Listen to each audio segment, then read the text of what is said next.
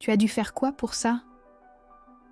La question de mon père a flotté un instant dans le silence du salon privé, suspendu entre les verres de vin rouge et les regards gênés.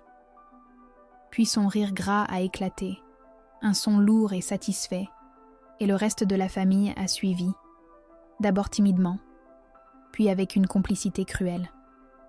Mon oncle, ma tante, même mon frère Julien, tous riaient de cette insinuation dégradante. J'étais assise là, au centre de ce qui devait être ma célébration. La carte qu'il venait de m'offrir, posée sur la nappe blanche comme une preuve de ma propre souillure. Nous étions dans un restaurant réputé de Lyon, un endroit qu'il avait choisi pour, disait-il, fêter ma promotion au poste de directrice. À 24 ans, j'avais atteint un objectif professionnel immense. Mais pour mon père, cette réussite ne pouvait être la mienne. Elle devait forcément avoir un prix inavouable. À cet instant, le poids de 6 années de sacrifices silencieux m'est tombé dessus avec une violence inouïe. Ce dîner était censé être une reconnaissance. Au lieu de ça, c'était le point culminant de mon invisibilité. Depuis l'âge de 18 ans, dès mon premier contrat en alternance, je virais scrupuleusement 1 200 € chaque mois sur son compte bancaire. Le libellé était toujours le même, participation charge familiale. En 6 ans, cela représentait un total de 86 400 €, une somme qui aurait dû constituer mon apport pour acheter mon propre appartement. Mais cet argent servait à maintenir le train de vie de la maison et à financer les projets ratés de mon frère. Mon père, lui, se vantait de ses missions de consultant indépendant. Une pure fiction pour masquer son inactivité. Il utilisait mon labeur pour construire sa façade de patriarche respectable. Je me demande si quelqu'un a déjà ressenti cette forme de trahison, où le sacrifice est récompensé par le mépris le plus abject. J'ai supporté cette situation pour une seule raison. Ma mère, Sylvie. Elle croyait sincèrement au talent de son mari, à sa réussite imaginaire. Elle était la seule ancre d'amour véritable dans cette dynamique familiale toxique, où mon père, Alain, et mon frère, Julien, formaient une alliance de supériorité masculine. Mon père, un homme à l'ego fragile, ne supportait pas que sa fille réussisse mieux que son fils, qu'il considérait comme son seul et unique héritier. Briser l'illusion de ma mère, lui révéler que l'homme qu'elle admirait était un imposteur vivant au crochet de sa propre fille, me semblait une cruauté bien plus grande que celle que j'endurais. Alors, j'ai payé et je me suis tue, espérant naïvement qu'un jour, mon père verrait ma valeur, qu'il reconnaîtrait mes efforts sans que j'aie besoin de lui présenter la facture de ma loyauté. Mais ce soir-là, quelque chose s'est brisé définitivement. En entendant le rire de ma famille résonner contre les murs lambrissés du restaurant, je n'ai pas senti de larmes monter.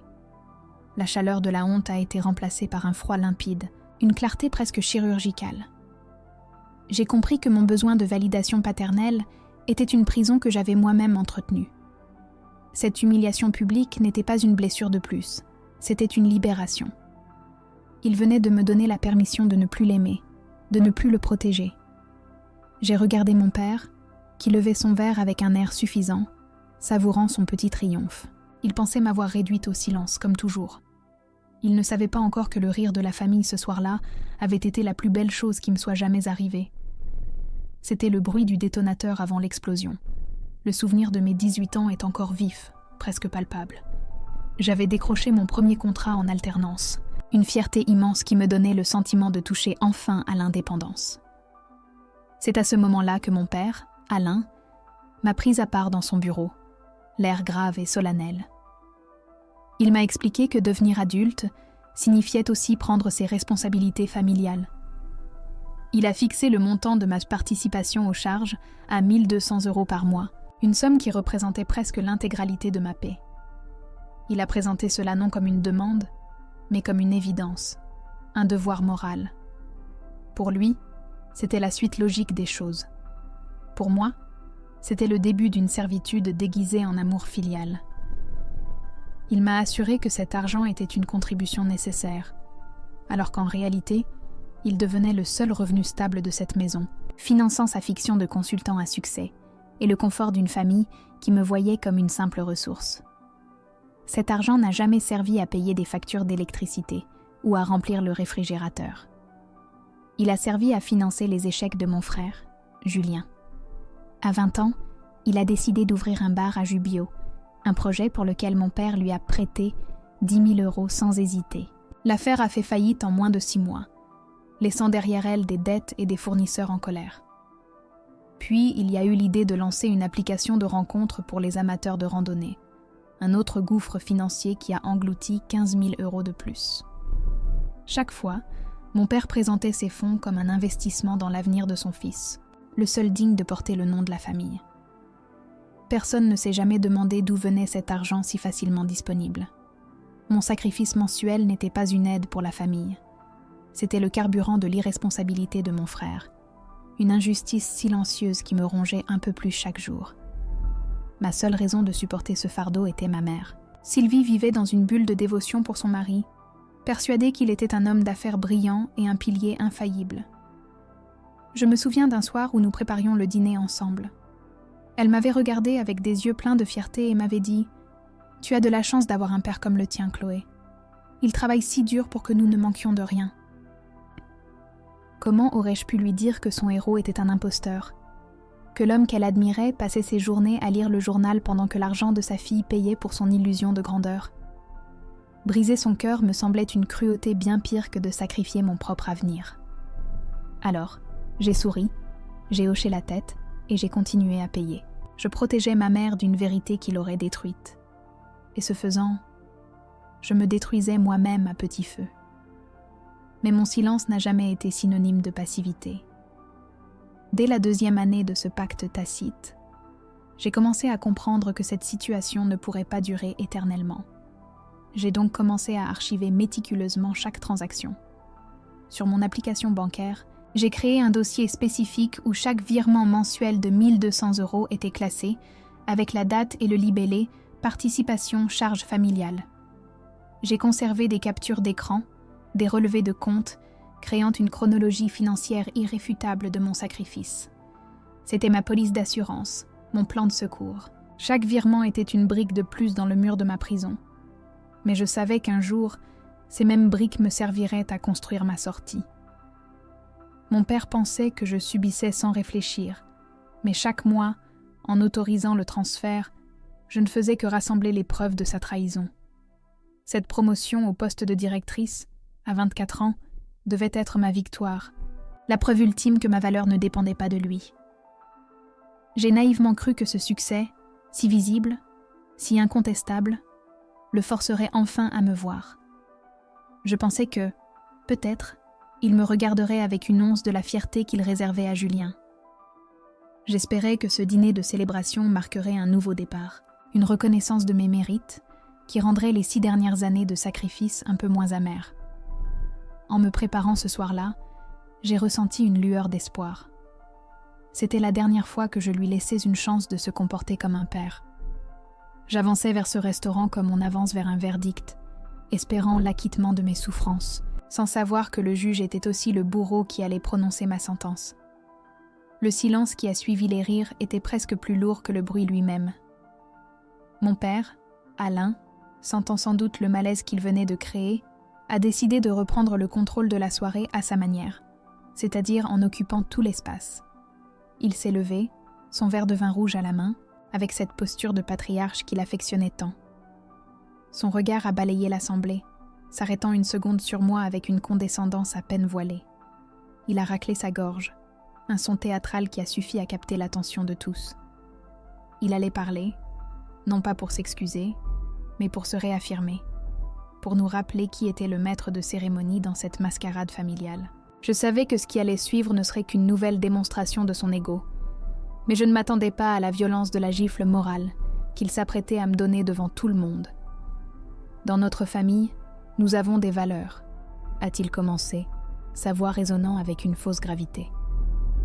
La valeur du travail, de l'honnêteté, et surtout, le soutien indéfectible que nous nous devons les uns aux autres. Chaque mot était un mensonge, une perversion de la réalité que je vivais depuis 6 ans. Il parlait de travail, lui qui n'avait pas eu de véritable revenu depuis une décennie. Il prêchait l'honnêteté, lui dont la vie entière était une fiction financée par ma paix. Il évoquait le soutien familial, alors qu'il venait de m'humilier publiquement pour asseoir sa propre supériorité. Ma mère le regardait avec des yeux admiratifs, buvant ses paroles comme si elles étaient la vérité absolue. Mon oncle et ma tante hochèrent la tête, complices de cette farce. J'ai serré ma serviette sous la table, sentant une colère froide monter en moi, une colère pure et tranchante comme du verre. Son discours a atteint son apogée lorsqu'il a posé une main protectrice sur l'épaule de mon frère. « C'est pourquoi, a-t-il annoncé avec un sourire magnanime, j'ai décidé d'aider à nouveau Julien. Je vais lui avancer 5 000 € pour lancer son nouveau projet de start-up. » Le visage de Julien s'est éclairé d'un sourire suffisant, le même qu'il arborait à chaque fois qu'il obtenait ce qu'il voulait sans effort. 5 000 €. 5 000 € de mon argent, de mes heures supplémentaires, de mes projets sacrifiés. Il allait les lui donner, là, devant moi, quelques minutes seulement après avoir insinué que j'avais obtenu ma promotion de manière déshonorante. L'ironie était si cruelle, si parfaite, qu'elle en devenait presque absurde. Ce n'était plus une injustice, c'était une déclaration de guerre. Il ne se contentait pas de me prendre mon argent, il l'utilisait pour me punir de ma propre réussite. À cet instant précis, le visage de ma mère a cessé d'être une excuse. La protéger de la vérité signifiait me condamner à une vie de mépris. J'ai repensé aux 86 400 €, à chaque virement, à chaque mois où j'avais mis mes rêves en attente pour financer les siens. J'ai compris que mon père ne changerait jamais. Il n'y aurait jamais de reconnaissance, jamais de fierté, seulement une exploitation sans fin, déguisée en devoir filial. Son discours sur les valeurs n'était qu'un paravent pour sa propre médiocrité. Il me fallait choisir, continuer à être la fondation silencieuse sur laquelle reposait son monde de mensonges, ou tout faire s'effondrer pour enfin construire ma propre vie. La décision a été instantanée, limpide. Je ne ressentais plus de douleur, seulement une détermination glaciale. Le temps de la patience était révolu. Les applaudissements polis pour la générosité de mon père se sont éteints. J'ai attendu que le dernier son se dissipe dans le silence du salon privé. Lentement, je me suis levée à mon tour, mon cœur battant à un rythme calme et régulier. Tous les regards se sont tournés vers moi, surpris. Mon père m'a dévisagée avec un air d'agacement, comme si mon audace de prendre la parole était une insulte personnelle. J'ai levé mon verre, imitant son geste quelques instants plus tôt. « J'aimerais aussi porter un toast », ai-je dit, ma voix étonnamment stable, à l'homme qui m'a appris le sens du mot sacrifice. Puis, sous le regard perplexe de ma famille, j'ai sorti mon téléphone de mon sac à main et j'ai ouvert l'application de ma banque. La liste des virements était prête, une chronologie implacable de ma servitude. Les quelques secondes où j'ai tenu mon téléphone en l'air ont semblé durer une éternité. Le murmure des autres tables, le cliquetis des couverts, tout s'est estompé pour laisser place à un silence assourdissant dans mon esprit. Ce n'était pas un geste impulsif, mais l'aboutissement de 6 années de préparation silencieuse. L'idée de ce moment avait toujours existé, quelque part dans un coin de ma tête, comme une sortie de secours que je n'osais pas emprunter. Mais la cruauté de mon père, son arrogance à promettre mon argent à mon frère après avoir souillé ma réussite, a transformé cette possibilité en une certitude absolue. La solitude que j'éprouvais n'était plus celle de l'isolement ou de la tristesse, mais celle d'une clarté totale. J'étais seule à connaître la vérité, et cette certitude me donnait une force que je n'avais jamais ressentie auparavant. Je n'étais plus la fille qui cherchait désespérément une approbation.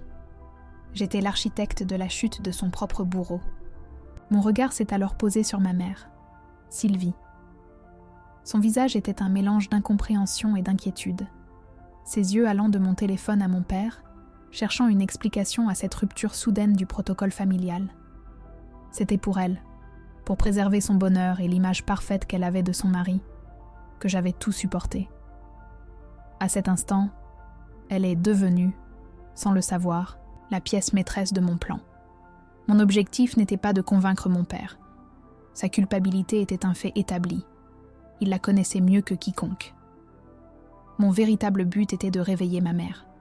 Sa réaction, son choc, sa trahison ressentie, voilà ce qui scellerait le sort de mon père. la foi inébranlable qu'elle avait en lui, était la source même de son pouvoir tyrannique. Mon plan n'était donc pas une simple vengeance, mais une démolition contrôlée, en présentant la preuve irréfutable à la seule personne dont le jugement comptait réellement pour lui. La liste des virements qui défilaient sous mon pouce était bien plus qu'un simple relevé bancaire. C'était le journal intime de ma jeunesse, une histoire de sacrifice chiffrée en euros. Chaque ligne, avec le libellé « Participation charge familiale » et le montant de 1 200 €, représentait un mois de ma vie, un projet personnel mis de côté, une nouvelle désillusion avalée sans un mot. La somme totale, 86 400 €, n'était pas une dette qu'on me devait, mais la rançon que j'avais payée pour obtenir un amour filial qui n'avait jamais existé. Cet écran lumineux était devenu le symbole de ma libération. C'était une preuve froide, factuelle, dénuée de toute émotion, une vérité si pure qu'elle rendait toute discussion inutile.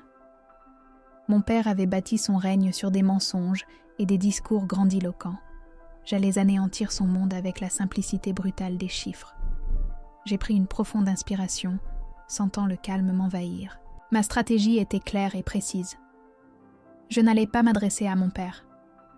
Le confronter directement aurait été tomber dans son piège, l'inviter à un duel d'ego qu'il aurait savouré. Non, je ne parlerai qu'à ma mère. Je deviendrais une simple narratrice, présentant les faits avec la distance d'un expert comptable. Je la guiderai à travers les 6 dernières années, mois après mois, laissant le poids écrasant de la preuve faire son œuvre. La présence de mon oncle et de ma tante était essentielle. Ils seraient les témoins qui l'empêcheraient de réécrire l'histoire plus tard. Il ne s'agirait pas d'une dispute de famille explosive et désordonnée, mais d'une révélation publique, chirurgicale. J'avais enfin réussi à transformer des années de souffrance passive en une seule action ciblée et dévastatrice. J'ai fait défiler l'historique jusqu'au tout premier virement, daté de juste après mon 18e anniversaire. L'écran était prêt. J'ai levé les yeux et j'ai croisé le regard de mon père. Une lueur d'agacement mêlée d'amusement brillait dans ses yeux. Il était persuadé que ce n'était qu'un caprice, une crise de nerfs qu'il pourrait maîtriser d'une simple phrase autoritaire. Il ne réalisait pas qu'il ne regardait plus sa fille, mais la conséquence vivante de ses propres mensonges. Le silence dans le salon privé s'était étiré, devenant presque palpable, chargé d'une attente électrique. Ma mère me fixait, ses yeux me suppliant silencieusement de mettre fin à ce malaise. Mais le temps de la soumission était terminé. J'étais sur le point d'appuyer sur le détonateur, et je savais qu'après les mots que j'allais prononcer, plus rien ne serait jamais comme avant. Je me suis tournée vers ma mère, ignorant complètement mon père. Ma voix était calme, presque neutre, comme si je commentais la météo. « Maman, papa t'a dit qu'il travaillait comme consultant. Voilà ses revenus. » J'ai incliné l'écran de mon téléphone vers elle, la luminosité projetant une lueur blanche sur son visage soudainement tendu. Mon père a commencé à dire quelque chose, un ordre sans doute, mais je ne l'ai pas laissé finir. J'ai continué, m'adressant uniquement à elle, la seule juge dont le verdict importait ce soir. J'ai pensé que tu aimerais voir le fruit de son dur labeur. Après tout, c'est toi qui l'as toujours soutenu, qui as toujours cru en lui. Mon oncle et ma tante se sont penchés légèrement, leur curiosité l'emportant sur la gêne. Julien, lui, semblait vouloir disparaître dans sa chaise. La scène était prête, et le rideau allait enfin se lever sur 6 années de mensonges. J'ai fait défiler l'écran lentement, délibérément, mois après mois, année après année. Le même libellé revenait inlassablement. Participation charge familiale. La même somme, toujours la même. 1 200 €. J'ai commenté chaque ligne d'une voix monocorde. Ça, c'était en août 2018, juste après mon premier contrat. Ici, c'est Noël 2019, quand tu pensais qu'il avait eu une grosse prime. Et là, c'est pendant le confinement, quand il disait que ses affaires tournaient à plein régime. Chaque virement était une pierre posée sur la tombe de mes illusions. Je sentais le regard de ma mère fixé sur l'écran, ses yeux suivant le défilement implacable des preuves. Le silence dans le salon privé était devenu si dense qu'on aurait pu le trancher au couteau. Je n'étais plus en train de raconter une histoire. J'étais en train de lire les archives d'une trahison. Le total s'est affiché en haut de l'écran. Un chiffre brutal, et sans appel. 86 400 €. J'ai laissé ce nombre flotter dans l'air un instant, lui donnant le temps de s'imprégner dans l'esprit de chacun. Voilà son fonds de commerce, maman. C'est le fruit de mon travail. L'argent avec lequel il a payé ce dîner pour fêter ma promotion. L'argent qu'il vient si généreusement de promettre à Julien pour sa nouvelle start-up. J'ai levé les yeux de mon téléphone et j'ai regardé ma famille. La façade de respectabilité, si soigneusement entretenue par mon père pendant toutes ces années, venait de se fissurer sous le poids de la vérité. Ce n'était pas seulement une somme d'argent, c'était le prix de mon silence, le coût de ma loyauté et la preuve irréfutable de son imposture. La justice, ce soir-là, avait la forme d'un relevé bancaire. Un silence de plomb est tombé sur la table. Mon père s'est figé, son verre de vin rouge à mi-hauteur de sa bouche, son visage passant de l'arrogance à une incrédulité blafarde. Ma mère a porté une main tremblante à son collier de perles, comme pour s'empêcher de suffoquer, son souffle devenant court et audible. Mon frère Julien est devenu blême, ses yeux fuyant les miens pour se river sur les miettes de pain dans son assiette, soudainement fasciné par le vide. Mon oncle, assis en face de mon père, a simplement haussé un sourcil dans sa direction, un geste minimaliste, mais qui contenait tout le poids d'un jugement sans appel. Personne ne parlait, personne ne bougeait. Les masques étaient tombés, révélant les véritables visages de cette comédie familiale. Le patriarche n'était plus qu'un homme nu, exposé sous la lumière crue de ses propres mensonges. J'ai verrouillé mon téléphone et l'ai reposé doucement sur la nappe, à côté de mon assiette à peine touchée. Le pouvoir avait changé de camp. Je n'avais plus besoin de crier, de pleurer ou de me justifier. Les faits parlaient pour moi. Le regard de ma mère a finalement quitté l'écran éteint pour se poser sur son mari. Ce n'était pas de la colère que je lisais dans ses yeux, mais quelque chose de bien plus terrible. Le deuil. Le deuil de l'homme qu'elle pensait avoir épousé, de la vie qu'elle croyait avoir construite. À cet instant, j'ai su que j'avais gagné. Ma victoire n'était pas dans l'humiliation de mon père, mais dans la libération de ma mère. Elle voyait enfin la vérité, et cette vérité allait la rendre libre, même si cela devait d'abord la briser. Le dîner de célébration était terminé. Une autre histoire, la mienne, pouvait enfin commencer. Ma mère a été la première à bouger. Sans un mot, sans un regard pour mon père, elle a délicatement posé sa serviette sur la table, s'est levée avec une dignité que je ne lui avais jamais vue et a quitté le salon privé. Son départ a été un verdict silencieux, plus puissant que n'importe quel cri. Mon père, Alain, est resté pétrifié, le visage vidé de toute couleur, son masque de patriarche se désintégrant sous nos yeux. Mon oncle a simplement secoué la tête, un geste lourd de mépris, avant de faire signe à ma tante de le suivre. Ils sont partis sans un mot d'adieu, laissant mon père et mon frère seuls face au désastre qu'ils avaient créé. Julien n'osait même plus lever les yeux, son arrogance s'évaporait. Pour la première fois de ma vie, mon père n'avait plus aucun pouvoir. Il n'était plus qu'un homme pathétique, abandonné au milieu des ruines de son propre mensonge. Le vin rouge de son verre ressemblant soudain à du sang sur la nappe blanche. Les jours qui ont suivi ont été ceux de la démolition. Ma mère n'est jamais retournée à la maison. Elle s'est installée temporairement chez ma tante et a entamé la procédure de séparation. Elle m'a appelée une seule fois, sa voix brisée mais ferme. Elle ne m'a pas posé de questions, ne m'a pas demandé de détails.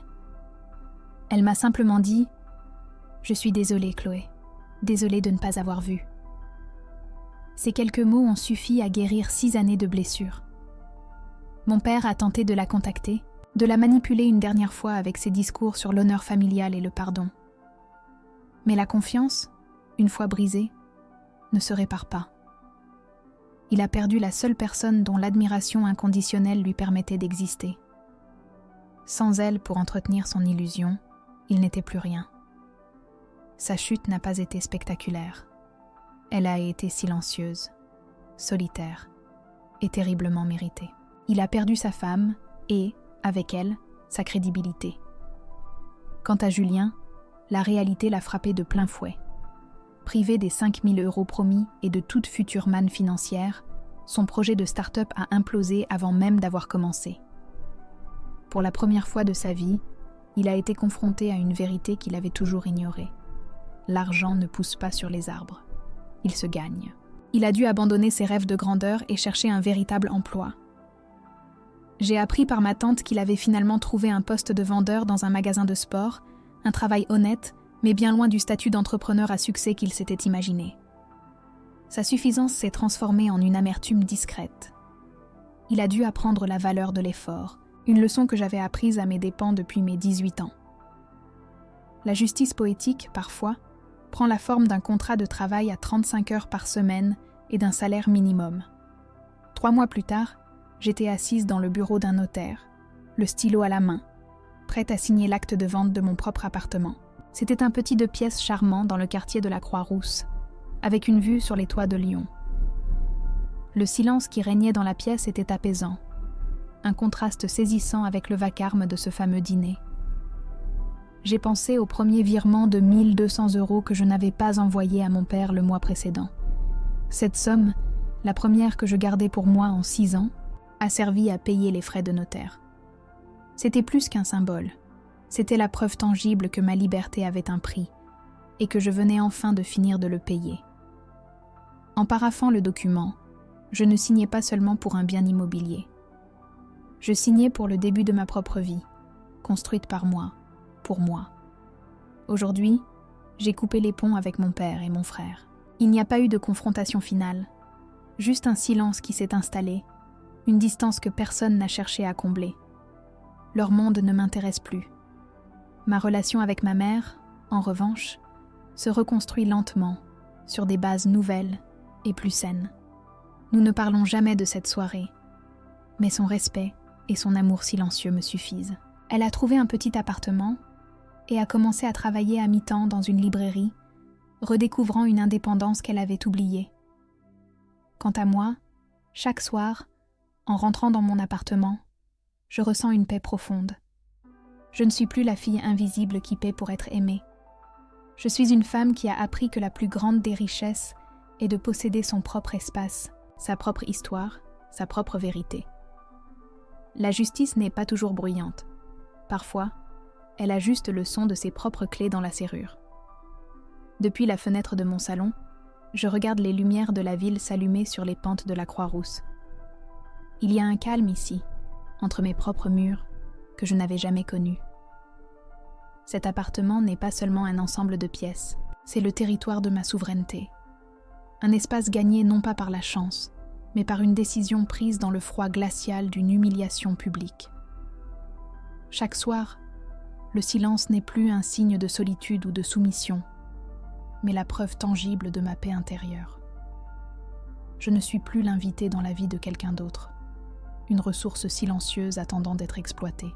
J'ai appris que la véritable indépendance ne commence pas avec un salaire, mais avec le courage de tracer une ligne infranchissable entre sa propre dignité et les attentes toxiques des autres. Cet endroit est la matérialisation de cette frontière. J'ai longtemps cru que ma valeur était une chose qui devait m'être accordée par les autres, en particulier par mon père. J'attendais sa validation comme une terre aride attend la pluie. Ce dîner m'a appris une leçon brutale mais essentielle. La valeur que l'on s'accorde soi-même est la seule qui ne puisse jamais être dévaluée ou tournée en ridicule. Mon père m'a offert une carte empoisonnée, mais il m'a donné sans le savoir le plus beau des cadeaux, la certitude que je n'avais plus rien à lui prouver. Ma réussite ne dépendait pas de son approbation, elle existait en dépit de son mépris. La véritable force ne réside pas dans le fait de supporter l'injustice en silence, mais dans la capacité à se regarder dans le miroir et à savoir, sans l'ombre d'un doute, ce que l'on vaut, indépendamment du bruit et de la fureur du monde extérieur. On dit que les liens du sang sont sacrés, mais j'ai appris que certains liens doivent être coupés pour survivre. Ma relation avec ma mère n'a pas été détruite. Elle a été purifiée. Libérée du poids des mensonges de mon père, elle a pu me voir, moi, pour la première fois. Nous nous reconstruisons sur une base de vérité, fragile, mais authentique. Quant à mon père et mon frère, la distance n'est pas une punition, c'est une mesure de protection sanitaire. Je ne leur souhaite aucun mal, mais je ne leur accorderai plus jamais l'accès à ma vie ou à mes ressources. Parfois, la plus grande preuve d'amour que l'on puisse se donner est de s'éloigner de ceux qui nous ont blessés, même s'ils partagent notre nom. La famille n'est pas une obligation, c'est un refuge. Et si le refuge prend feu, il faut avoir le courage d'en sortir. Ma plus grande arme n'a pas été la colère, ni les larmes, mais la clarté. Les chiffres, les dates, les faits bruts affichés sur l'écran de mon téléphone ont eu plus d'impact que n'importe quel cri de rage. La vérité, lorsqu'elle est documentée et présentée sans émotion superflue, est une force de la nature. Elle ne négocie pas, elle ne s'excuse pas, elle s'impose. Mon père a construit son autorité sur des discours vagues et des émotions manipulées. Je l'ai anéanti avec la simplicité d'un relevé de compte. Cette expérience m'a enseigné que face à la manipulation narcissique, la meilleure défense est une documentation rigoureuse. Le silence peut être une prison, mais les archives sont une clé. Mon histoire est la preuve que parfois, la justice la plus efficace n'est pas poétique, elle est administrative. Aujourd'hui, je ne cherche plus l'approbation dans le regard des autres. Je la trouve dans le bruit de mes clés tournant dans ma propre serrure, dans la satisfaction de payer mes propres factures avec l'argent que je garde pour moi, et dans la liberté de décider qui mérite une place à ma table. La cicatrice de cette soirée au restaurant restera, non pas comme un rappel de la douleur, mais comme la marque de ma renaissance. C'était le prix à payer pour devenir la seule et unique propriétaire de mon histoire. J'ai transformé une humiliation en émancipation, une trahison en fondation. Et en regardant mon parcours, je me pose encore une question. Ai-je eu raison de régler mes comptes en public, ou une humiliation familiale doit-elle toujours rester